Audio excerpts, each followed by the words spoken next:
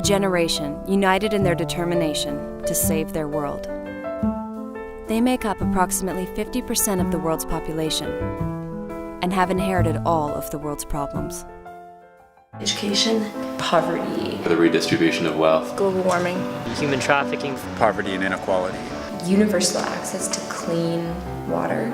Reading and writing and basic education is critical. global warming and environmental sustainability putting profits ahead of people. threatens, our extinction, so that obviously has to be high up on the list. It's just known in the world that there's enough resources to solve the world's problems.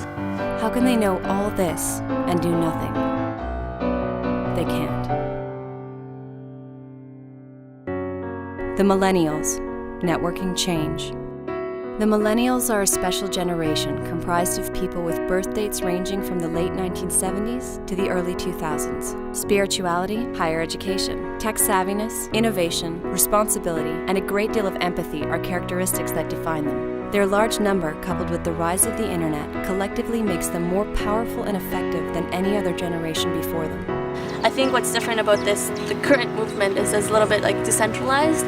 I feel in the past social movements have been very organized, very political, very ideological. This one I think it's more based in the individual, which I think is interesting.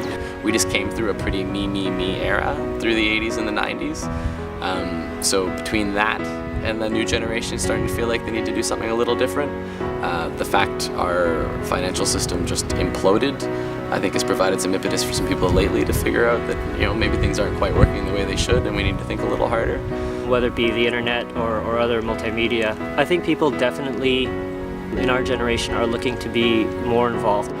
Media is a huge one. Philanthropy 2.0, they say, right, with all this web kind of communication and all these networking tools. On Twitter, I get the news so much quicker. There's all this citizen journalism now. And through the internet and through mass media, youth are able to connect from all over the world. The world is so much smaller now. You can talk on Facebook or MSN to people in countries in Africa.